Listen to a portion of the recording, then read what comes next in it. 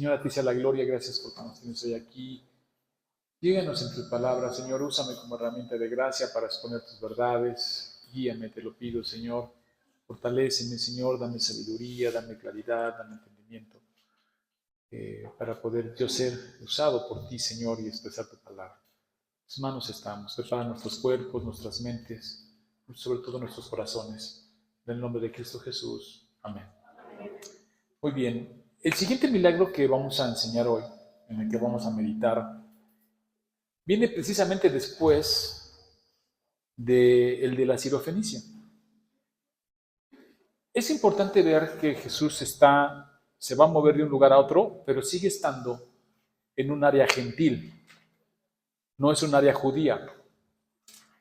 Este pasaje, vamos a leer capítulo 15 del 29 al 31, son 3 versículos que hablan de lo que Jesús estuvo haciendo allí, y después de esto habla de la alimentación de los 4,000,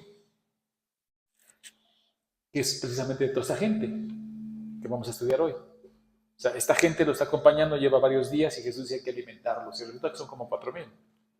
Es lo que dice la Escritura. Pero también es interesante ver, ponerlo como antecedente, que la alimentación de los 5,000 se hizo en una zona judía, con judíos.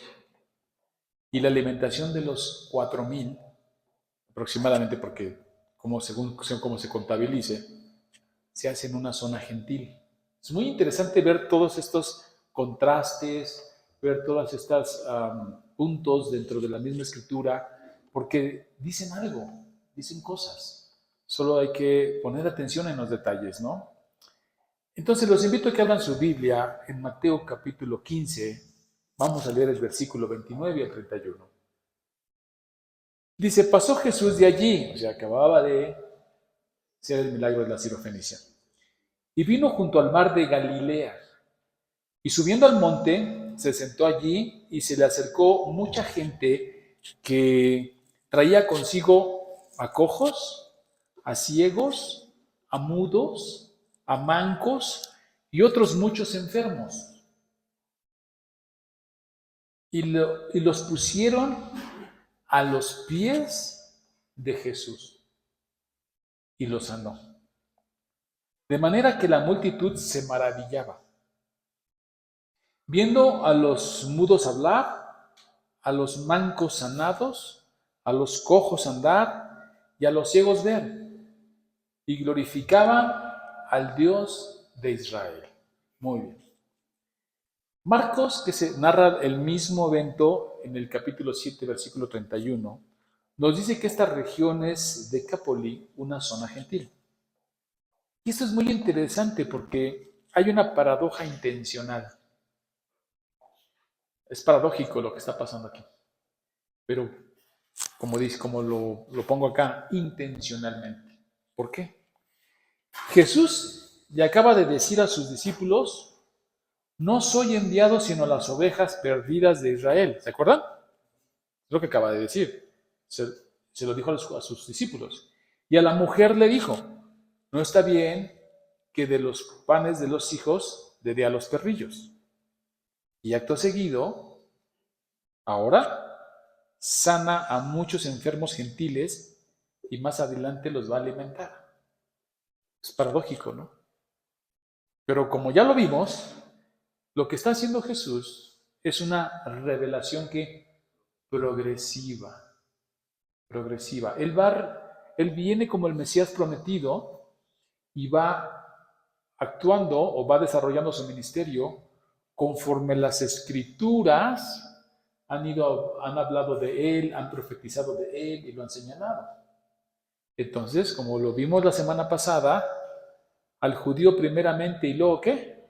Al griego. Y ese énfasis es importante porque también en el libro de Hechos dice, y era necesario que empezáramos por Jerusalén o que empezáramos con los judíos. Una y otra vez se hace referencia a que ese es el orden profético de redención que se estableció por Dios en un decreto eterno. Entonces, lo que hace Jesús es decirle esto, como lo vimos la semana pasada a sus discípulos y a la Sirofenicia, paradójicamente, empieza a sanar a muchos, dice que eran muchos, gentiles. El mensaje es claro. ¿Cuál es el mensaje que podemos ver entre líneas? Uno es, ¿están de acuerdo que empecé por ustedes? Sí, y que se vino a ustedes y que ustedes se han endurecido, como dice Pablo, y que han rechazado y no han querido? Bueno, se profetizó de eso, pero también se profetizó que llamaría a un pueblo que no es mi pueblo y que los provocaría celo con alguien que no es mi pueblo y que se abriría en una nueva universalidad el reino de Dios a todas las naciones, que también se profetizó. Bueno, pues ya empezó. Hermoso, ¿no? Ha comenzado. Porque Jesús empieza aquí, en este pasaje, a sanar, dice, muchísimas gentes. El plan de Dios avanza primeramente al judío, después al griego, y al ver la fe de los gentiles, es una anticipación del plan de Dios de reunir, hermanos, muy importante, de reunir a un solo pueblo de entre todas las naciones. Y ha comenzado. Siempre se había venido salvando, y lo vemos en las historias gentiles. Pero una vez que viene Cristo, es como si dijeran, ya comenzó el principio, ¿no? Sí, como paradoja. Ya comenzó lo que se anticipó y empieza a sanar a muchos. Ese es el plan de Dios, dice Juan, un texto que leímos la semana pasada, Juan 10:16. También tengo otras ovejas que no son de este redil. Aquellas también debo traer y oirán mi voz y habrá un rebaño y un pastor.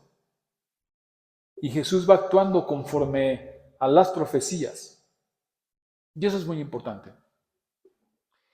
En la mañana de hoy vamos a meditar, como eso ya lo desarrollamos la semana pasada, solamente lo pongo como antecedente para seguir avanzando, ¿no? En esta paradoja, ¿no?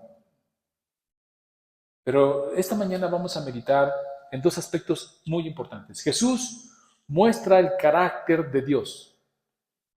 Ese es el primer aspecto en el que vamos a meditar. El segundo aspecto en el que vamos a meditar es los milagros no salvan. No salvan los milagros, hermanos. Ok, entonces vemos a Jesús ya abriendo la bendición a muchos gentiles, porque así se había profetizado. Y lo que hace Jesús aquí es mostrar el carácter de Dios. ¿Se acuerdan del joven que le dijo a Jesús que lo llamó maestro bueno? ¿Qué le contestó Jesús? ¿Por qué me llamas bueno? Solo Dios es bueno. ¿Qué está diciendo Jesús allí? Él es Dios. Porque lo que hace Jesús es mostrar el carácter de Dios, de que solo Él es bueno. Y al ser bueno Jesús, Él es Dios. Vamos a meditar sobre esto. De la bondad de Dios, de que Él es bueno, se desprende su misericordia y su gracia. Porque Él es bueno cuando Jesús o Dios mismo, que puede ser Dios Padre, Dios Hijo, Dios Espíritu Santo, muestra su bondad a una persona miserable que tiene una condición miserable. ¿Cómo se le llama eso? Misericordia. ¿Pueden verlo? Dios tiene misericordia. Quiere decir que es una persona en una condición miserable y su carácter bueno se expresa en esa persona. Se le llama misericordia. Ahora, cuando Dios expresa su bondad a un pecador, ¿se le llama qué? Gracia. ¿Pueden ver la diferencia? Yo sé que podríamos decir, finalmente todo es gracia, ¿verdad? Por supuesto. Pero para poder establecer lo que es misericordia y gracia, tenemos que delinear estos dos aspectos. Pero las dos expresiones surgen de qué? De la bondad de Dios. Porque Él es bueno. Ahora, ¿por qué es importante meditar de eso? Porque Jesús es precisamente lo que va a hacer, mostrar la bondad de Dios apiadándose de los gentiles y teniendo misericordia de ellos. Hay un texto muy importante que vemos que dice Mateo 5, 44, 45. Pero yo os digo, amad a vuestros enemigos, bendecid a los que maldicen, haced bien a los que os aborrecen y orad por los que ultrajan y os persiguen, para que seáis de vuestro Padre que está en los cielos, que hace salir el sol sobre malos y buenos y que hace llover sobre justos e injustos. ¿Pueden verlo? Lo que está haciendo Jesús es que está diciendo, ¿eres judío o eres griego? No importa, tienes fe, te bendigo. Y por otro lado, cuando ve la necesidad de estas personas que vienen y los traen a sus pies, tampoco les pone una restricción. Lo que hizo con la sirofenicia era pedagógico, era enseñarnos, mostrarnos, delinear, delimitar, poner un orden y sobre todo evidenciar la poca fe de unos y la mucha fe de otros. Pero lo que hace Jesús es ser bueno con todos. Por eso el texto que él mismo cita, yo os digo, amad a vuestros enemigos, bendecid a los que os maldicen, haced bien a los que os aborrecen y orad por los que ultrajan y os persiguen, para que seáis hijos de vuestro Padre que está en los cielos, que hace salir el sol sobre malos y buenos y que hace llover sobre justos y injustos. Entonces Jesús empieza a bendecir a unos y otros. En teología lo conocemos como gracia común, la gracia común de Dios, porque hay gracia salvadora. La gracia común de Dios es precisamente lo que Jesús dice. No sale el sol a unos y hay una nube en otros, ¿no? Sería chistoso. Ahí van caminando los que no creen en el Señor con una nube y los que sí con sol en la cabeza. Él bendice a todos porque Él es bueno. Es su naturaleza, misericordia. Gracias. Pero en ese término de gracia común y gracia salvadora, vemos esta expresión de Jesús, siendo Dios, bendiciendo a todos. Gracia común. Y la gracia salvadora es esta gracia de la cual, lo dice la palabra, gracia salvadora. Tiene misericordia de ti y en su gracia te perdona tus pecados. No por algo que hayas hecho, no porque te lo hayas ganado, porque es inmerecido. Y eso significa gracia, favor inmerecido. No lo merecías, pero el Señor, por el puro afecto de su voluntad, le plació salvarte. Derramó su gracia en ti, cuando en otros derrama su justicia. Entonces, cuando entendemos estos conceptos teológicos sobre lo que es el Dios bueno mostrándose sobre el pecador y mostrándose sobre la persona miserable, podemos entender cómo Jesús muestra este carácter. Y empieza a bendecir a unos y a otros y dice que sanaba cojos, mancos, ciegos, mudos. Imagínense la impresión. Va a ser impresionante. Yo no sé cómo pudieras tú verlo y decir, wow, o sea, qué impresión ver que tenía una mano más chica que la otra y de repente le creció igual, ¿no? O un pie y de repente ya caminó derecho. O nunca había visto y empezó a ver. Y dice que traían a muchos, a muchos, a muchos. Y eso muestra el carácter de Dios de bendición. El año pasado, recordemos que en estas fechas estábamos en una crisis de agua, ¿se acuerdan? De sequía.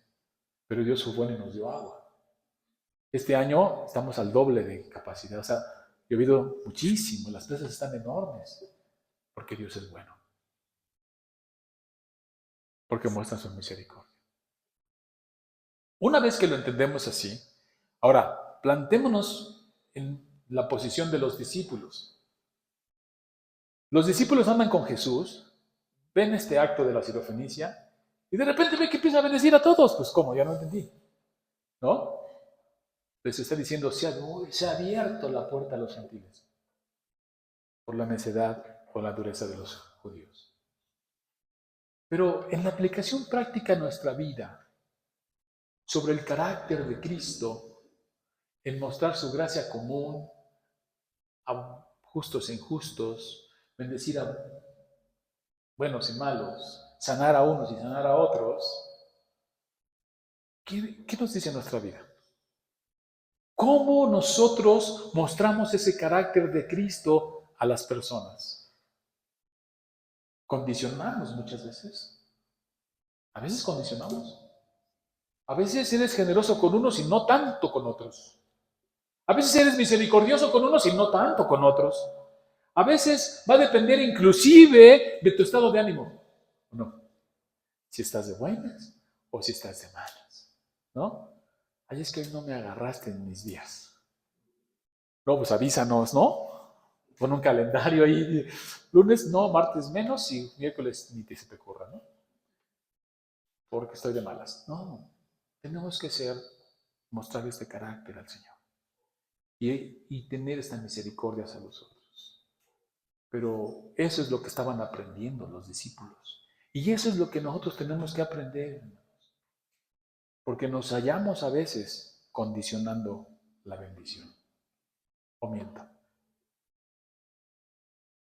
Muchas veces decimos, no, pero es que, y pero. Ponemos peros para bendecir a unos. O si me cae bien, ¿no? Inclusive eso se oye hasta chocante, pero es la verdad. Si me cae bien, se nota, ¿no? Que te cae bien. Y si no, también se nota. Y te inclinas más a un lado y te inclinas más a los otros. Y no me quiero meter con la parte familiar de que si el hijo preferido, no, porque no vamos a hablar. ¿No? Pero se da. Ese tipo de situaciones cuando todos tenemos que ser como Cristo es. Generosos y mostrar misericordia a todos. Eso se llama gracia común. Y Jesús va a llevar la gracia común de Él. ¿Por qué? Porque Jesús ya no está.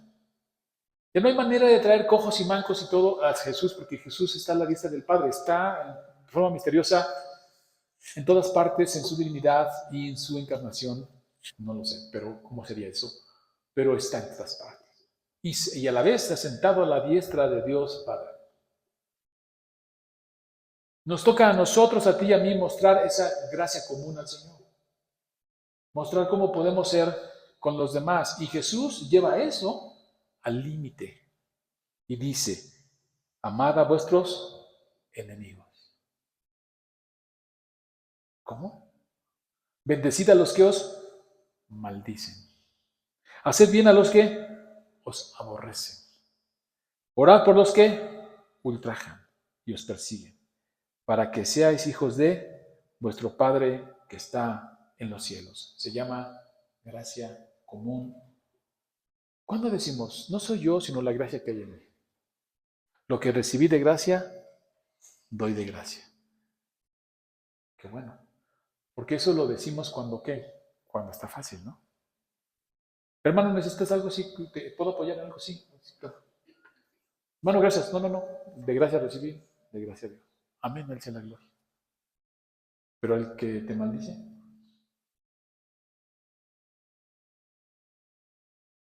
dice Jesús, si quieres ser como nuestro Padre que está en el cielo, pues Él no restringe el sol a unos y la lluvia a otros. Él hace llover sobre justos e injustos. ¿A nosotros qué nos pide? Muestren eso mismo a los demás. Y no estoy diciendo que sea fácil, pero eso es lo que nos pide que hagamos. Orar por los que os ultrajan, los que nos lastiman. Incluso aquí dice, en ese contexto, a los que los persiguen. ¿Cómo te va con eso, hermano? ¿Puedes mostrar ese carácter del Señor? Es más, te lo voy a poner de esta manera. Hasta por tu propio esposo o esposa, ¿no? Que en una circunstancia difícil dices, este ya me cae gordo, este no se puede. ¿Oras por él? ¿Oras por ella? Ya ni siquiera me fui al enemigo de tu vecino, ¿no? No tuviste un problema y ya no lo puedes ni ver. ¿Les bendices? ¿Mostramos el carácter de Cristo en esas circunstancias, hermanos? Esa gracia común que a nosotros nos ha bendecido, nos ha resplandecido, para que seáis hijos de vuestro Padre que está en los cielos. Jesús va más allá de una simple acción milagrera. ¿Por qué? Porque, miren, Lo que Jesús nos llama a hacer es ir a lo más profundo de nuestro ser y ser en el Espíritu de Dios movidos y reflejar a Cristo. Una y otra vez lo hemos dicho. Las personas cuando entran, como el joven que hoy entró, vienen buscando al Señor en sus diferentes circunstancias. ¿Qué encontró? ¿Qué va a encontrar? ¿Qué va a salir de aquí pensando? ¿Encontró indiferencia? ¿Encontró amor? ¿Encontró que somos más santos y dignos que Él? ¿Qué encontró? Tiene que encontrar y ver en nosotros a Cristo. Y reflejar ese amor. Dice, ¿cómo sabéis que son mis discípulos? En cómo se aman los unos a los otros. ¿Podrá ir Él diciendo, oye, vi mucho amor ahí entre ellos? Oye, vi cómo se aman, cómo se cuidan, ve cómo se procuran. No solo vi eso, sino lo sentí.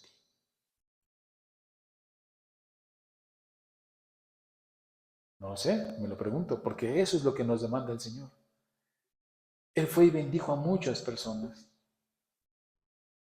Y eso se llama gracia común.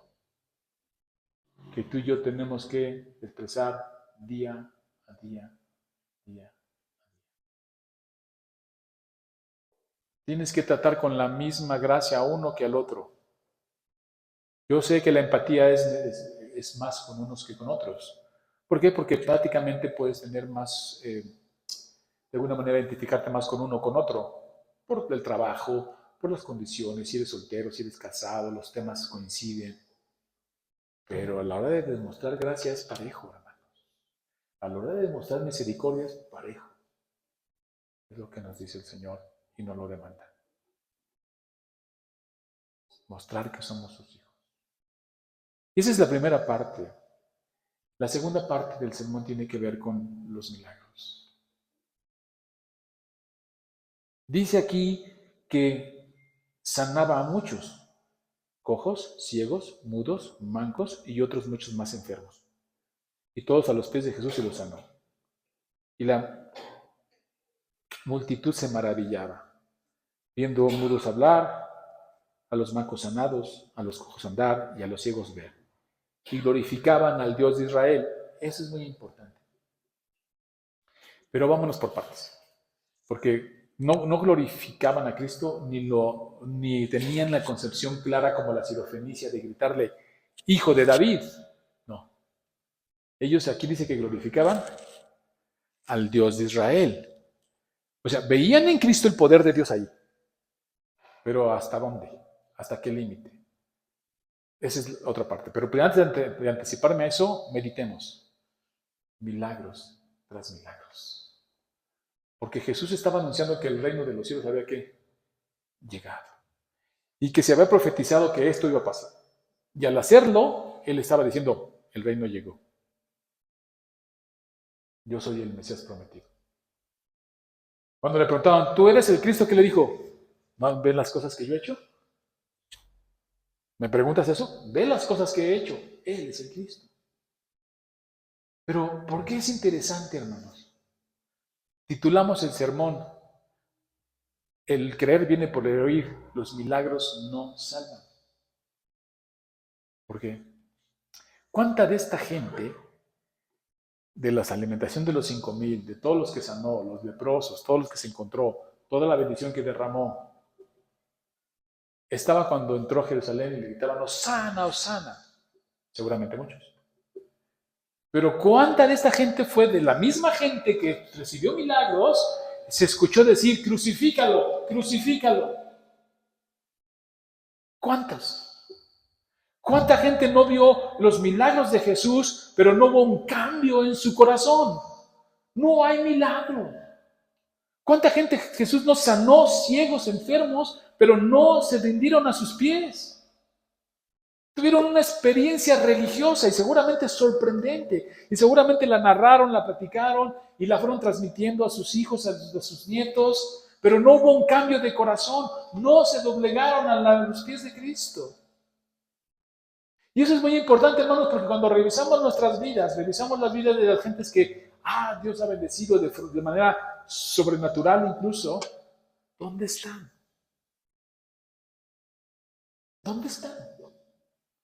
¿Dónde están esas personas que trajeron alguna vez a un niño enfermo, a una mujer enferma, o ellos mismos enfermos y Jesús los sanó? ¿Dónde están? Dice la palabra, el creer viene por qué. El oír. ¿Sabes cuándo hay fiesta en el cielo? No dice que cuando un cojo ve, perdón, cuando un cojo anda, cuando un ciego ve, cuando un leproso es sanado. No dice que haya fiesta en el cielo, sino cuando un pecador se arrepiente. Ese es el poder del Espíritu y ese es el milagro del Espíritu de Dios. Diríamos, el verdadero milagro. Si una persona es sanada de cáncer, si una persona es sanada de, no sé, una enfermedad terminal, pero su corazón sigue igual, no hay milagro que festejar. No hay fiesta en el cielo, no hay fiesta en la iglesia, no hay fiesta en ningún lado, habrá fiesta en su casa, a lo mejor. ¿Y cuánto tiempo tendrá esta mujer o este hombre de haber sido sanado por la gracia común del Señor para estar a los pies del Señor? Podrá venir, dar gracias, a lo mejor te dar una ofrenda, pero seguirá con su vida igual. ¿Dónde está el milagro? No hay transformación. ¿Por qué? Porque últimamente vemos a través de la televisión estas iglesias milagreras, ¿no? Donde dicen, ahí sí está el poder del Espíritu porque hacen milagros. Pero ¿dónde está esa gente? Se van a ir sanos al infierno. ¿De qué sirvió que le quitaran el cáncer? ¿De qué sirvió que le quitaran, no sé, tantas enfermedades que hay hoy en día? Si se fue completito y sano al infierno. ¿De qué te sirve ganar todo el dinero o toda la salud si te pierdes el alma? El verdadero milagro, aquí vemos a esta gente que una y otra vez recibió, la fama de Jesús se extendió, pero solamente los que el Señor en su poder de espíritu transformó en el corazón fueron salvos. Muchas de esas personas, muchos de estos, también gritaron crucifícalo, crucifícalo. Yo me pregunto, hermano, y es una reflexión personal, ¿cuántas veces Dios no te ha bendecido o nos ha bendecido? ¿O ha bendecido a los hermanos de la iglesia? ¿Cuántas veces no ha derramado su gracia sobre una y otra vez y te ha sanado y te ha curado y has orado al Señor, líbrame de esta enfermedad, líbrame de este padecimiento y el Señor te ha bendecido? Si tu corazón no fue transformado, no hubo milagro.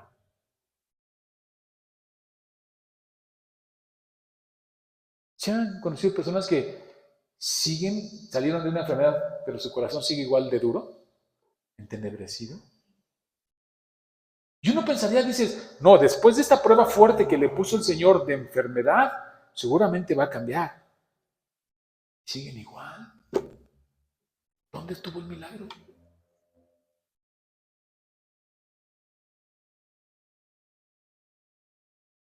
Y esto es algo que tenemos que meditar, porque esta gente se quedó y siguió a Jesús mucho tiempo. Y la narración que sigue adelante va a decir que tuvo compasión de ellos. Igual les dijo, hay que darles de comer. Llevan varios días aquí. Y no sea que los mandemos y por ahí se mueren de hambre, ¿no? Todavía en esa compasión. La otra enseñanza aquí, interesante, es, si Jesús ha venido haciendo milagros de este tipo, fuertes, poderosos, asombrosos, ¿por qué dudar? ¿Por qué al final del tiempo llegamos a la conclusión de decir, ay Señor, ¿qué voy a hacer? Ay Señor, ¿cómo me va a ir? Inclusive hasta por lo mínimo, hasta por el dinero, ya ni siquiera por salud, por el dinero. Híjole, ¿qué voy a hacer? No me alcanzó el dinero, no me alcanza, y si viene la renta, la luz, ¿no? Y ahí estamos. Oye, ¿no te ha bendecido tantas veces? ¿No te ha prosperado? ¿No te ha sacado de muchas veces? ¿Por qué seguimos siendo duros de corazón? ¿Por qué seguimos todavía negociando la fe con el Señor? Cuando deberíamos estar rendidos. La palabra que dice, Él proveerá, ¿no? O sea, ya lo he platicado, una anécdota, ¿no? Que decía un hermano, su padre le decía, oye, ¿qué vamos a comer? No sé, no te preocupes. Pero, ¿qué vamos a comer? No te preocupes. Finalmente, el que va a quedar mal, el que va a quedar mal es Dios, decía, ¿no? Pero Él nunca queda mal. ¿Por qué quedaría mal? ¿Por qué si te ha bendecido toda tu vida, a tu edad que tengas, por qué dejaría de hacerlo? Y si tienes tiempos de escasez, es porque lo ha permitido. Y tiene un propósito divino. Tiene un propósito dentro de las cosas que nos permite vivir. Y dentro de ese propósito es que Él sea glorificado, que Él se lleve la gloria y que tú, de gloria en gloria, seas transformado a su imagen. Todo sirve para eso. Por eso Pablo dice que todo lo que nos pasa a los que lo amamos sirve para bien. Y hay algo hermoso en este sentido, hermanos, que tenemos que aprender. Si yo te digo ahorita, no lo tienes que hacer, pero si yo te digo, te levanta la mano, en qué circunstancia te ha bendecido el Señor si no te ha bendecido? Así, no, siempre me ha bendecido el Señor en diferentes circunstancias. ¿Has estado por momentos difíciles, hermanos? Sí. ¿Has recibido consolación? Amén.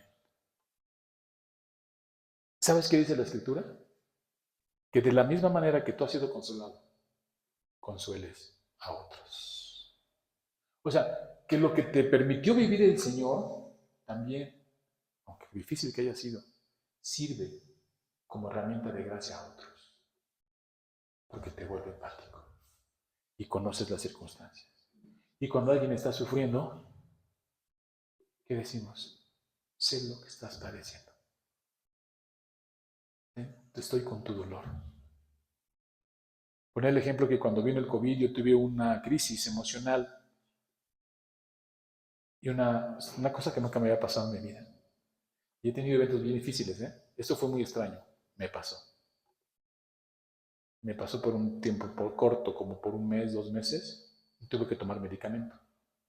Mi cabeza estaba perdida. ¿Sabes que por un momento sentí lo que siente la hermana Susana Fuentes? Por un momento. Ya lo sentí años, todo el tiempo. La ropa, el baño, la oración. Que no se me pase la oración. No me contestan. Otra.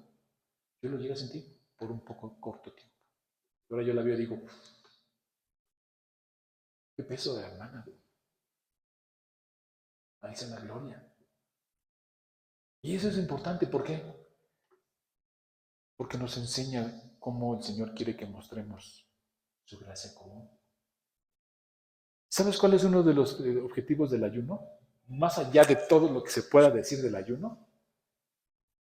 Yo no sé quién practica el ayuno y quién no. Pero yo lo que veo en el ayuno, si ayunas tú, de repente se trata de ayunar con oración. Estás ayunando con oración y de repente te da hambre. Puede ser que lleves todo el día sin comer. Total que te agarró posiblemente el chin. Ya me dio hambre, ¿no? Tienes hambre. Yo siempre digo, coman. Porque el sacrificio, el único sacrificio que acepta el Señor es el de Cristo en la cruz. Y como dice Pablo, que te entregues de cuerpo y alma. No hay que flagelar nada. Pero cuando tienes esa hambre, que te empiezan a temblar las manitas, ¿lo has sentido? Dices, oh, es que me estoy descompensando. Por un momento, por un solo momento, estás sintiendo el hambre que muchos niños sienten allá afuera.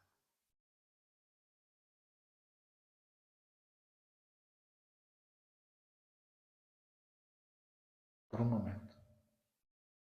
Decir, yo he sentido, no sé si igual, pero sé el hambre que tiene. Y es momento de mostrar gracia común. Yo lo veía en las fiestas de niños. Nosotros crecimos en una comunidad pobre.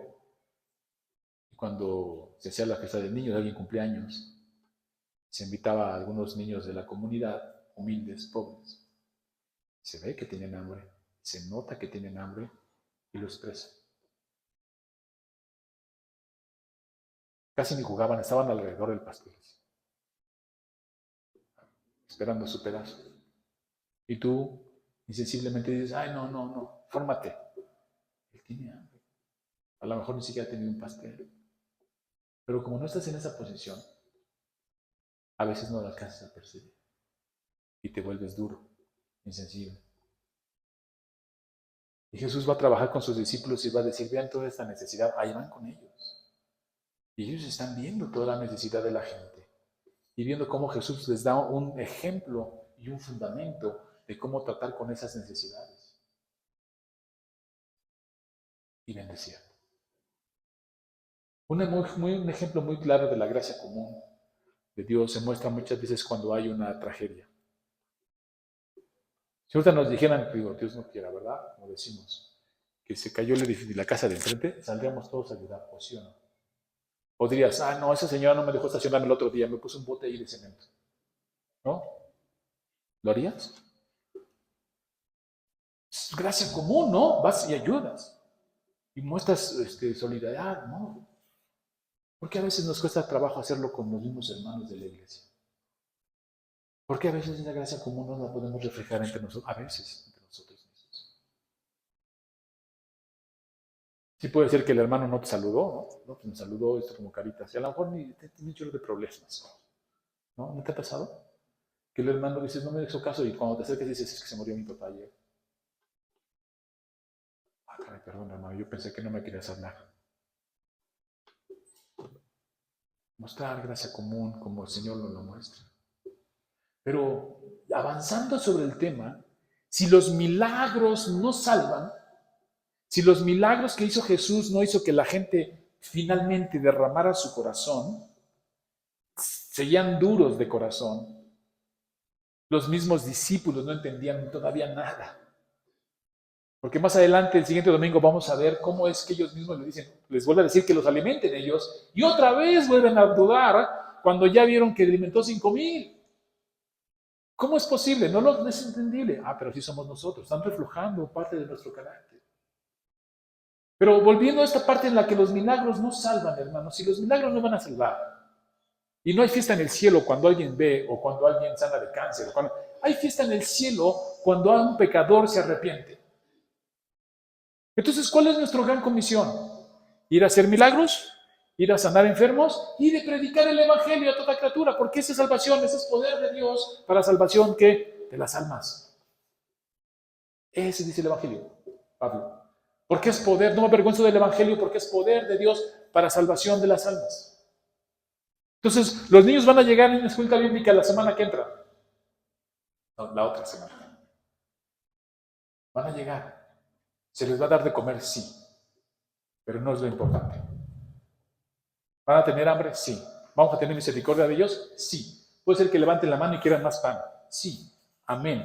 Les damos. Pero lo más importante que nos enseña la Escritura es que compartamos el evangelio. Porque esa es salvación de su alma para la eternidad. Le podemos dar de comer una vez, 2 veces, como hizo Jesús con los 5,000, ahora con los 4,000. Pero la salvación es eterna. Ahí nos debemos de concentrar. Y cuando vengan sus papás y nos tengamos acá, les vamos a dar palabras de vida, las palabras de vida eterna, que son Jesús en sus vidas. Y eso es lo que vamos a hacer, sin dejar de ser empáticos, porque Jesús dijo eso. Tampoco dijo, no hombre, pues es que estos ya vinieron 2 veces, ¿no? Yo vi a esos que estaban entre los 5,000, ¿no? Y ya regresaron y otra vez quieren que les demos de comer. No, ya la verdad es que déjalos al final, a ver si alcanza, ¿no? Él muestra misericordia. Pero lo más importante que vemos es la enseñanza, la palabra, el evangelio. Eso se lo van a llevar para toda la vida. Y si Cristo tiene misericordia de quien quiere tener misericordia y resulta que es uno de ellos, va a haber fiesta en el cielo. Y eso es lo que nosotros tenemos que tener muy claro en estos. No se trata de ser milagreros, no se trata de que no, es que ahí sí se sentía el espíritu porque los demonios expulsaban imposición de manos. Se trata de que, y eso no es nuestro, sino que la gente se arrepienta. ¿Estás dispuesto? ¿Estás preparado, mi hermano? Tenemos una gran comisión en 15 días. Bueno, corre la semana y luego la siguiente semana ya estamos. Tenemos una gran comisión para repartir el evangelio a toda criatura y ni siquiera tienes que ir tan lejos, van a venir. Van a venir esos niños. ¿Y esos niños sabes qué van a hacer? Me encanta porque se cumple el Salmo. El Salmo 8, ¿sabes qué dice el Salmo 8? Porque de la boca de los chiquitos y de los que mamas te creas fortaleza. ¿Cómo aplicamos ese texto? Es mesiánico, lo sé, pero también tiene una aplicación práctica. De los que han ido a repartir, de los que hemos ido a compartir, inclusive las despensas, muchas veces tocamos la puerta y salen así. Dígame, ¿no? Y tú así dices,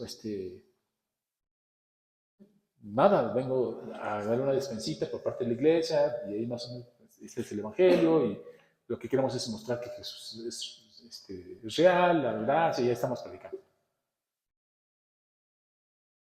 Pero no te dejaron ni pasar, ¿o sí? ¿Quién te dice, ay, qué bueno que vino, pásele, ¿no? Quiero un cafecito.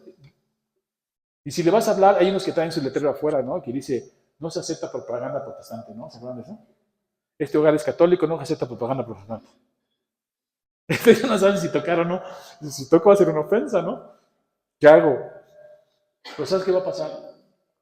Que van a traer a sus niños. ¿Y sabes por qué los van a traer? No creas que los van a traer porque ahí dice que vamos a predicar la palabra. No creas que los van a traer porque dice que les vamos a dar enseñanza bíblica. Porque no, nosotros no le ponemos curso de verano, ¿eh? Nosotros le ponemos escuelita bíblica de vacaciones. O sea, que sepan a qué vienen. ¿Sabes por qué los van a traer? Porque están de vacaciones y no los pueden tener en su casa. Yo que pasé, ayer que estaba con mi mamá en el mercado, ¿cuántos niños vimos ahí en el pasillo? De toda la gente que tiene sus puestos y que ya no los pudo dejar en la escuela, ahora los tienen ahí en los pasillos. Corre, corre. Y dije, ay, ¿cómo no nos llevamos a la escuelita? Vamos a ir a una escuelita bíblica aquí, no nos llevamos a todos, ¿no? Nos van a traer para eso. Pero ¿sabes qué va a hacer el Señor? Se va a cumplir lo que es el salmista, lo que es el salmista. De la boca de los chiquitos y de los que mamas te quedaste fortaleza. Porque esos niños salen de aquí y ¿sabes qué hacen en su casa? Adentro de nuevo pudiste pasar. Repiten los cantos, repiten los textos, les platican a sus papás de la enseñanza y se cumplió el salmo. Penetró hasta donde tú y yo no hubiéramos podido a través de los mismos niños. Así que nuestro gran ministerio, hermanos, no es expresar esta gracia común a través de todo lo que vamos a dar. Vamos a dar alimento, vamos a dar recreación, vamos a dar manualidades, van a cantar, van a estar muy bien. Pero no se nos olvide que lo más importante es el mensaje, porque la gente no cree por los milagros, sino por el oír la palabra. Y la fiesta en el cielo no es cuando un cojo anda o un ciego ve, sino cuando un pecador se arrepiente. Así que tengamos claro eso para esta semana que viene y trabajemos en el Señor. Hoy, esta semana, este domingo, no vamos a tener clases, lo acabamos de mencionar, para concentrarnos en lo que nos falta. ¿Qué nos falta? El trabajo no es para las hermanas de Cuarto del Edén. El trabajo no es para las hermanitas, los hermanos los jóvenes que están encargando de la escuela bíblica que van a adornar. El trabajo no es para la hermana Maggie, el trabajo es para el Señor. Y lo vamos a hacer como para Él y para Él. Muy bien. Y va a salir bien y vamos a sacarlo adelante para su gloria. Preparándonos para que vengan esos niños, reciban gracia común a través de todas las dádivas que les vamos a dar. Los mandamos con dulces, los mandamos con sus cositas de arreglos, pero sobre todo con el mensaje en su corazón. Eso nos vamos a concentrar. ¿Están listos? Oremos. Señor, gracias porque eres bueno. Gracias por tu misericordia, porque nos has hecho bien. Nos ponemos en tus benditas manos, Señor, para poder entender, Señor, esta escritura. Toda esa gente a la cual bendijiste, le hiciste milagros poderosísimos, como ver, como andar, como sanar. Muchos de ellos ni siquiera se arrepintieron, siguieron con sus vidas. Pero el poder de tu palabra, a través de tu espíritu, transformó sus vidas para siempre de algunos. Nosotros queremos eso, mostrar tu gracia común a través de las dádivas, pero sobre todo úsanos para mostrar tu mensaje, para que ellos se lleven palabras de vida eterna, Señor. Henos aquí, envíanos a nosotros, estamos dispuestos, estamos listos, estamos gozosos de que seamos herramientas de gracia, no seamos obreros inútiles, sino que nos uses, Señor, para tu gloria, que nos uses para tu servicio, que nos uses para que tu reino avance. Si entendemos este mensaje de los discípulos que no entendían, tardaron en madurar su fe. Fortalécenos la nuestra, Señor. Vemos tu fidelidad, vemos tu gracia, tu misericordia sobre los necesitados, sobre los angustiados, porque así se profetizó. Pero sobre todo vemos cómo tu reino avanza en los corazones de todos nosotros y de los niños que habrán de creer. a través de tu palabra. A ti sea la gloria, Señor. Bendice a cada participante, bendice a nuestros hermanos jóvenes que han tomado este reto de la dirección con todo lo que implica, aún con sus propios procesos de carácter que ellos tienen. Pero es para ti, Señor. No es para nadie. Es para que tú seas glorificado. Porque para eso es la iglesia, para darte la gloria y gozarnos en ti. En el nombre de Cristo Jesús. Amén. Muy bien.